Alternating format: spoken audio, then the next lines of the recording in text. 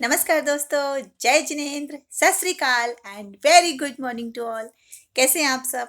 आप सबका आपके अपने ही चैनल में बहुत बहुत स्वागत है। जैसा कि सभी को नाम पता है, हमारे चैनल का यूनिवर्स ब्लेस सोल बाय सपना जैन। दोस्तों, पहले मंत्र कर लेते हैं। ओम ह्रीं श्रीं क्लीं ऐं अरहं बड़े बाबा नमः। ओम ह्रीं श्रीं क्लीं ऐं अरहं बड़े बाबा नमः। ओम ह्रीं श्रीं क्लीं ऐं अरहं बड़े बाबा नमः। दोस्तों, ईश्वर आप सबको यश, कीर्ति, वैभव, मान सम्मान, धन दौलत, मानसिक सुख शांति और अच्छी सेहत, आध्यात्मिक उन्नति प्रदान करे और शुरुआत मुझसे करे। दोस्तों, हमारा आज का वीडियो बहुत ही खास है। दोस्तों, महाशिवरात्रि पर्व की आप सभी को बहुत बहुत अनेकों अनेकों शुभकामनाएं। जैसा कि मैंने पिछले वीडियो में आप सभी को बताया कि महाशिवरात्रि पर्व से जुड़ी हुई कुछ कथाओं का वर्णन किया है और मैंने आप लोगों से कहा था कि आगे की वीडियो में मैं महाशिवरात्रि पर्व से जुड़ी हुई पूजा विधि एवं उनके क्या फल हैं, क्या मनोकामनाएं, कैसे मनोकामनाएं पूर्ण होती हैं, उस पर अपना वीडियो आप लोग के साथ शेयर करूंगी। तो दोस्तों, आज का वीडियो उसी पे आधारित है। दोस्तों, महाशिवरात्रि का पर्व फागुन मास की कृष्ण चतुर्दशी को होता है। दोस्तों, प्रत्येक माह की कृष्ण चतुर्दशी को भगवान शिव की पूजा की जाती है। मासिक शिवरात्रि के रूप में उस दिन व्रत रखा जाता है, लेकिन साल की सबसे बड़ी शिवरात्रि महाशिवरात्रि कहलाती है। शिव और शक्ति के महामिलन का पर्व है महाशिवरात्रि। काम, क्रोध, मान, माया, लोभ आदि विकारों से मुक्ति का त्योहार ही महाशिवरात्रि है। साथ ही सुख, शांति, ऐश्वर्य की प्राप्ति और उत्साह का पर्व है महाशिवरात्रि। भगवान शिव के निराकार रूप से साकार रूप में अवतरण का पर्व है महाशिवरात्रि। दोस्तों, इस दिन भगवान शिव का माता शक्ति के साथ आराधना का पर्व है महाशिवरात्रि। दोस्तों, वीडियो में शुरू से आखिर तक बने रहिएगा। अगर आपने वीडियो बीच में नहीं देखा तो अधूरी जानकारी आप तक पहुंचेगी, क्योंकि आज के वीडियो में बहुत ही खास जानकारी मैं आप लोग के साथ शेयर करूंगी। किस तरह से हम भगवान शिव को प्रसन्न करें और अपनी मनोकामनाएं पूर्ण करें, भगवान से विनती करें, प्रार्थना करें, उस पर आधारित है ये वीडियो। शुरू से आखिरी तक जुड़े रहिएगा। दोस्तों, इस बार की महाशिवरात्रि 1 मार्च 2022 दिन मंगलवार को आ रही है। महाशिवरात्रि पर्व में भगवान शिव की पूजा का विशेष महत्व है और 4 पहरों में भगवान शिव की पूजा का महाशिवरात्रि में अत्यंत ही महत्व है। कौन कौन से वो 4 पहर हैं उसके बारे में मैं आपको बता दूं। पहले पहर की पूजा जो होगी वो 6:21 से लेकर 9:27 PM यानी शाम के वक्त तक रहेगी। दूसरे पहर की पूजा 9:27 PM से 12:33 AM तक रहेगी।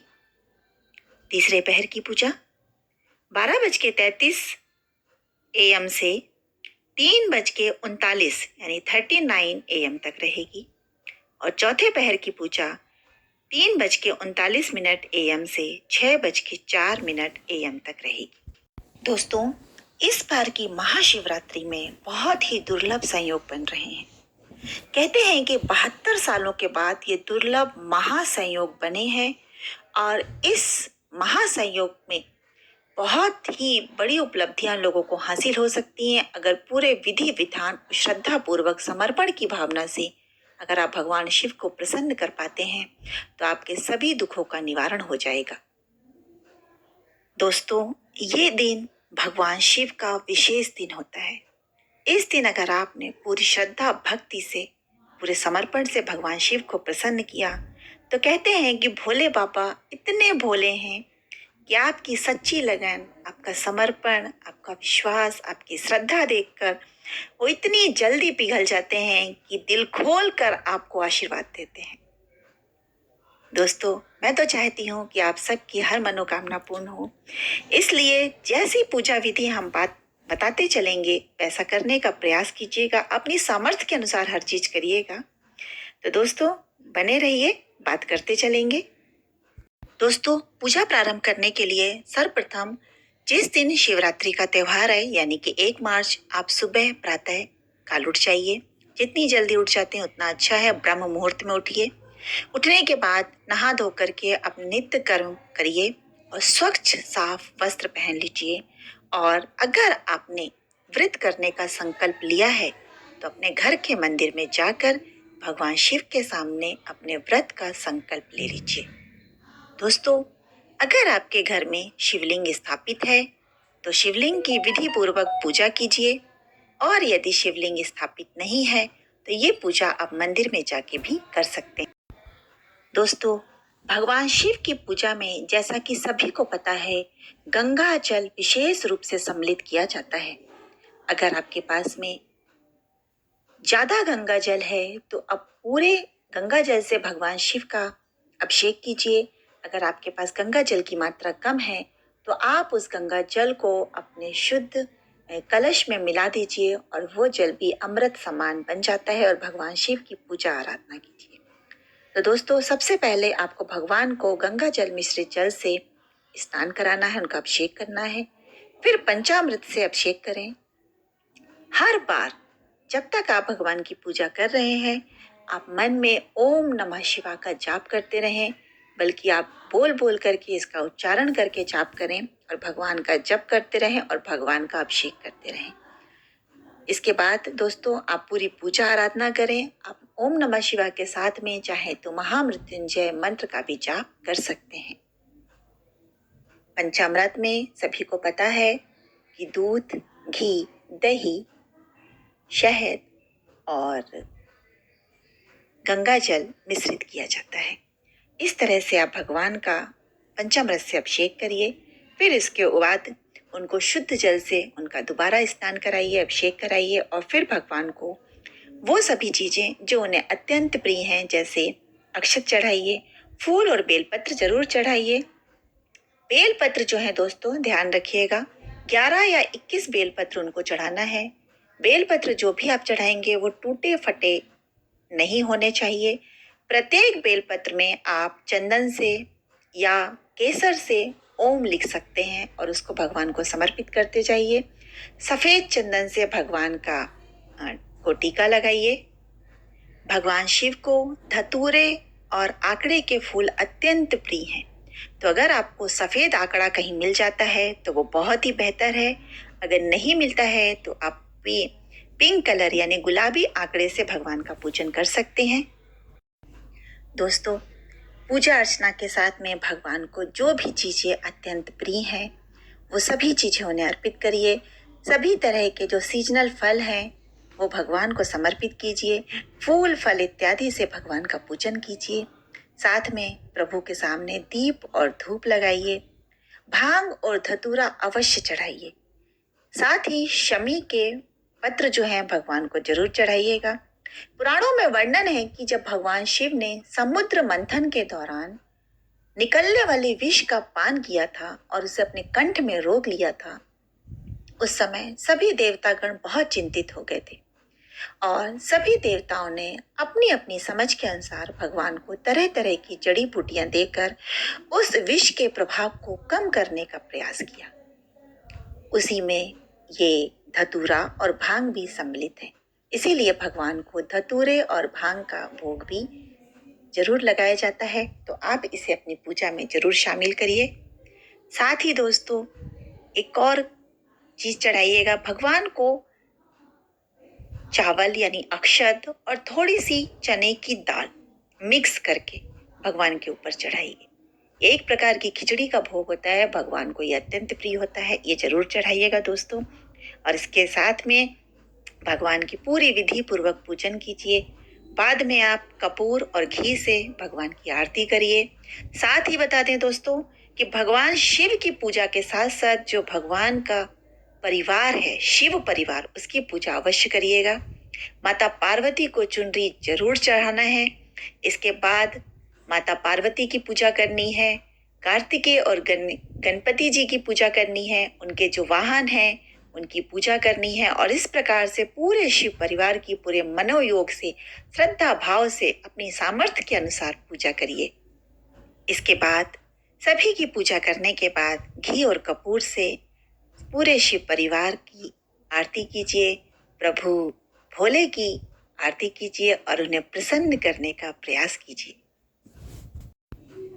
दोस्तों, एक जरूरी बात मैं अभी बता दूं कि जिस किसी की भी कुंडली में काल सर्प दोष बताया गया है, अगर वो विधि पूर्वक भगवान शिव की पूजा करें तो वो दोष से मुक्त हो जाते हैं। दूसरी और इम्पोर्टेंट चीज कि जिस किसी की कुंडली में चंद्रमा यानी चंद्र दोष बताया गया है या चंद्र से पीड़ा है, उनकी कुंडली में चंद्र पीड़ा कारक सिद्ध हो रहे हैं, तो वह भी अगर पूरे मनोयोग से आज के दिन भगवान शिव की पूजा करें तो उनकी कुंडली में ये दोष खत्म हो जाता है। दोस्तों, शिवरात्रि के दिन भगवान शिव की पूजा करने से हर मनोकामना पूर्ण होती है, आरोग्यता मिलती है, शरीर निरोगी होता है और ग्रह पीड़ा ग्रह क्लेश से मुक्ति मिलती है और सभी तरह की मनोकामनाएं पूर्ण होती हैं। सभी तरह के पापों का नाश होता है, जीवन में नए नए रास्ते बनते हैं और धन आगमन होता है। दोस्तों, पूरे मनोयोग से भगवान शिव की पूजा में लग जाइए। हम आगे और भी चर्चा करते रहेंगे। साथ में एक चीज और बता दूं कि जिन्होंने अपने घर में शिवलिंग स्थापित किया है वो इस पूजा को अपने घर में भी कर सकते हैं और चाहे तो मंदिर में भी। लेकिन अगर जिन्होंने शिवलिंग स्थापित नहीं किया है और अपने घर में शिवलिंग स्थापित करने की इच्छा रखते हैं तो बता दें कि महाशिवरात्रि से बड़ा दिन, बड़ा पर्व, बड़ा मुहूर्त दोबारा नहीं आएगा। इस दिन अगर आप अपने घर में शिवलिंग स्थापित करते हैं तो आप जीवन भर अपने घर में सुखों को भोग पाएंगे। दोस्तों, भगवान शिव की पूजा 4 पहर में हमने बताई है आपसे, जो चारों पहर शाम के समय शुरू होते हैं। एक्चुअली में भगवान शिव की पूजा जो है प्रदोष काल में सर्वश्रेष्ठ मानी जाती है। ये प्रदोष काल जो होता है सूर्यास्त के बाद अर्थात 2 घंटे 24 मिनट का ये काल, ये अवधि होती है जिसे प्रदोष काल कहा जाता है। इसी समय से भगवान की पूजा शुरू होती है। तो इसलिए दोस्तों, जिन्होंने भी सुबह पूजा करी है वो तो आपको करनी ही है, लेकिन जैसे आपकी प्रदोष काल शुरू होता है उसके पूर्व आप शाम को वापस से स्नान ध्यान करें और इसके बाद पूरे भक्ति भाव से और स्वच्छ वस्त्र पहन करके भगवान की पूजा को शुरू करें। और जैसा कि बार बार आपको बताया गया है कि पूरी पूजा के दौरान आपको ओम नमः शिवाय महामंत्र मृत्युंजय जप का आपको बार बार मंत्रोच्चारण करते रहना है। साथ ही ईश्वर से अपने परिवार की खुशहाली के लिए कामना करनी है और एक मंत्र को इसमें सम्मिलित करिए, ओम भगवते रुद्राय। दोस्तों, इन 3 मंत्रों में से आप जिस किसी भी मंत्र का अच्छे से उच्चारण कर सकते हैं वो अवश्य करिएगा। साथ ही दोस्तों, ओम भगवते रुद्राय मंत्र जो है आपके जीवन में निरोगिता लाता है, यानी आपको सभी तरह के रोगों से मुक्त करता है। अगर आप या आपके परिवार में कोई भी व्यक्ति लंबे समय से बीमार चला आ रहा है या उसकी बीमारी ठीक नहीं हो रही है तो आज के दिन ओम भगवते रुद्राय इस मंत्र का जाप करके भगवान शिव की पूजा करिए। दोस्तों, आपके घर से, आपके परिवार से, आपके शरीर से रोग बाहर चले जाएंगे और शरीर निरोगी हो जाएगा। दोस्तों, शिवलिंग की अगर आप अपने घर में स्थापना करना चाहते हैं तो महाशिवरात्रि के दिन प्रदोष काल में आप शिवलिंग की स्थापना कीजिए, उन्हें शुद्ध गंगा जल से स्नान कराइए। इसके बाद पंचामृत का स्नान करा के शुद्ध करके उन्हें पूरे दीप धूप लगा के फूल पत्र चढ़ाकर उनकी स्थापना करिए और समस्त बाधाओं का शमन आपके घर में अवश्य होगा। दोस्तों, पुराणों में वर्णन है कि भगवान शिव इस रात्रि स्वयं भगवान शिव प्रकट हुए थे, इसलिए इस रात्रि में शिव पूजा का विशेष महत्व है। अगर आप पूरी श्रद्धा भक्ति भाव से पूर्ण समर्पण भाव से भगवान शिव की आराधना करते हैं, करिए अपनी सामर्थ्य अनुसार। कोई भी चीज को आपको दूसरों की देखा देखी नहीं करनी है, अपनी सामर्थ्य अनुसार कीजिए। श्रद्धा भक्ति आपकी अपनी है, वो आप जितनी चाहे लगा सकते हैं। पूर्ण श्रद्धा भक्ति से आप भगवान शिव की पूजा कीजिए। भगवान शिव तो वो देव हैं जो सिर्फ एक कलश एक लोटा जल से प्रसन्न हो जाते हैं। अगर आप सिर्फ उतना भी भगवान के सामने कर देते हैं, पूर्ण समर्पित भाव से करते हैं, तो भगवान शिव को किसी भी प्रकार की अन्य सामग्री की जरूरत नहीं होती है। दोस्तों, पूर्ण श्रद्धा भक्ति से भगवान की पूजा कीजिए, तो भगवान शिव आपकी अकाल मृत्यु से रक्षा करते हैं, हर तरह के पापों से मुक्ति देते हैं, मोक्ष फल की प्राप्ति कराते हैं और जीवन में हर तरह के पापों का नाश करते हैं। तो दोस्तों, ये पूजा आप अवश्य करिए। हमने आपके वीडियो में शुरू में ही 4 पहर की पूजा का विधान आपको बताया है, चारों पहर का टाइम भी आपको दिया है। दोस्तों, चारों पहरों में आपको बहुत श्रद्धा भक्ति से पूरी पूजा करनी है और भगवान शिव आपकी हर मनोकामना पूर्ण करेंगे। दोस्तों, जो भी अपने घर में सुख सौभाग्य की इच्छा रखते हैं, वो भगवान शिव की ओम नमः शिवाय की जाप करें। ये रुद्राक्ष माला से आप करेंगे तो भगवान अत्यंत प्रसन्न होते हैं, क्योंकि रुद्राक्ष उन्हें बहुत पसंद है। और इसकी कम से कम 5 से 11 मालाएं आप करिए। और जो कोई भी अपने घर में अखंड लक्ष्मी की स्थापना करना चाहता है, तो वह अपने घर में 11 मालाएं ओम श्रीम एम ओम, ओम श्रीम एम ओम, इस मंत्र का जाप करें और इसकी 11 मालाएं रुद्राक्ष के साथ करें, तो आपके घर में अखंड लक्ष्मी की स्थापना होगी। साथ ही आपके घर में अगर शादी में कोई बाधा आ रही है, तो उसके लिए भी आप मंत्र उच्चारण करें और पूजा पाठ करें। आपके घर में अगर आप चाहते हैं कि पूरा परिवार सुखी रहे, समृद्ध रहे, निरोगी रहे, तो आप एक माला और लिख लीजिए, ओम सांब सदा शिवाय नमः, ओम सांब सदा शिवाय नमः। इस मंत्र की माला कीजिए। पूरा परिवार अगर इस मंत्र की माला साथ में बैठ के करता है, तो आपके पूरे परिवार को सुख सौभाग्य की प्राप्ति होती है। दोस्तों, पुराणों में 4 पहर की जो पूजा महाशिवरात्रि के दिन बताई गई है, तो प्रत्येक पहर में कुछ विशेष तरह की सामग्री के साथ भगवान शिव की पूजा की जाती है। जैसे प्रथम पहर की जो बात कही गई है, उस पहर में आपको गाय का कच्चा दूध लेकर भगवान शिव की पूजा करनी है, उससे भगवान का अभिषेक करना है। ठीक है दोस्तों, दूसरे पहर की पूजा में भगवान शिव को दही से अभिषेक कराना है। ये भी आपको एकदम शुद्ध दही लेना है। अगर गाय का शुद्ध दही आपके पास में है तो अति उत्तम है, उससे भगवान शिव का अभिषेक कराइए। तीसरे पहर में भगवान शिव को शहद से अभिषेक करने की बात कही गई है, उसका वर्णन किया गया है। और दोस्तों, चौथे पहर में भगवान शिव को शक्कर और घी इसको मिला करके इसका अभिषेक कीजिए भगवान शिव को, इससे पूजा अर्चना कीजिए। भगवान शिव अत्यंत प्रसन्न होते हैं। साथ में आप काले तिल भी भगवान शिव को अर्पित कीजिए, तो भगवान शिव आपकी हर मनोकामना पूर्ण करेंगे। दोस्तों, भगवान शिव तो इतने भोले भाले देवता हैं कि आप अगर उनके दरबार में पहुंच जाते हैं और अपनी मनोकामना कह देते हैं, पूजा अर्चना के साथ में आप अपनी दिल खोल कर बातें उनसे कह डालिए। जो चाहत, जो इच्छा, जो मन में परेशानी चल रही है, जो दुख तकलीफ आपके जीवन में है, जो चाह आपके जीवन में दबी हुई है, जैसी इच्छा आप अपने जीवन में रखते हैं, अपने लिए, अपने परिवार के लिए, अपने व्यापार के लिए, जो भी चाहत है, वो सारी बातें दिल खोल कर बिल्कुल सामने बैठे हुए शिव से कह डालिए, तो भगवान शिव आपके दोनों हाथों को खुशियों से भर देंगे। जो भी भगवान शिव के दरबार में जाता है, वो कभी खाली हाथ नहीं लौटता है।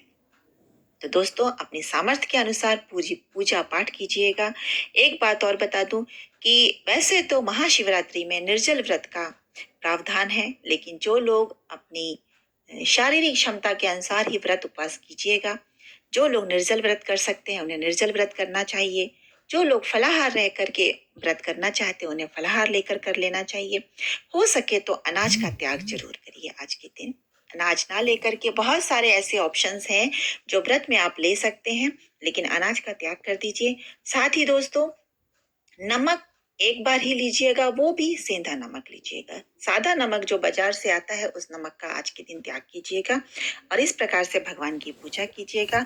पूजा विधान के बाद 2 मार्च को आपके व्रत का पारणा होता है।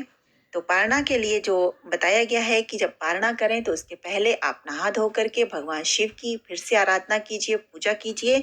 और पारणा का जो समय है वो बताया गया है कि 2 मार्च के दिन ये सुबह 6:45 बजे से स्टार्ट हो जाएगा और 9 बजे तक का समय है। यानी कि 6 बजे के बाद और 9 बजे के बीच में आप इसका पारणा कर सकते हैं व्रत का। साथ में जब भी पारणा करें तो सर्वप्रथम आप अपने लिए जल का सेवन सर्वप्रथम करें और उसके बाद किसी और चीज को ग्रहण कीजिएगा। दोस्तों, कोई भी व्रत जब आप करते हैं तो पूरे मनोयोग से करना चाहिए। साथ ही मन में किसी भी प्रकार की कोई दुविधा, कोई डाउट को लेकर के नहीं करना है आपको। दूसरा, पूरे दिन मन में दया भाव रखिए, क्षमा भाव रखिए। किसी भी प्रकार का क्लेश मत करिए, घर में भी शांत भाव से रहिए। अगर घर में आप व्रत करते हैं और घर के और सदस्य हैं तो उनकी भी जिम्मेदारी बन जाती है कि जिस किसी भी व्यक्ति ने व्रत किया है और अगर और लोगों ने व्रत या उपवास नहीं किया है तो करने वाले व्यक्ति के व्रत उपवास में साधक बनिए, यानी कि उसे भी वो सारी चीजें दीजिए, एक सुविधा प्रदान कीजिए ताकि उसका व्रत संकल्प जो है बहुत अच्छे ढंग से संपन्न हो सके। तो आप भी उसके साधक बनने के कारण आप भी पुण्य के भागी बन जाते हैं अगर आप व्रत उपवास नहीं कर रहे हैं। आप लोग जो भी इस दिन पूजा पाठ करते हैं व्रत उपवास करें तो बहुत अच्छा। जो नहीं कर पा रहे हैं उनके लिए भी, दोनों ही लोगों के लिए है, शिव पुराण का पाठ करें, शिवाष्टक पढ़ें, शिव चालीसा का पाठ करें। इस प्रकार से भगवान शिव की पूजा आराधना करें पूरे मनोयोग से, पूरे भक्ति भाव से, पूर्ण समर्पण भाव से। दोस्तों, साल में एक बार महाशिवरात्रि का त्योहार आता है और भगवान शिव को प्रसन्न करना इतना आसान है कि जिसके लिए ना कोई विशेष सामग्री की जरूरत है, ना कोई विशेष स्थापना की जरूरत है। भगवान शिव इतने भोले भाले हैं कि आपकी छोटी सी कोशिश से ही भगवान शिव प्रसन्न हो जाएंगे। तो दोस्तों, भगवान शिव को प्रसन्न कीजिए, उनसे अपनी मन की बात कहिए, आपकी मनोकामना अवश्य पूर्ण होगी।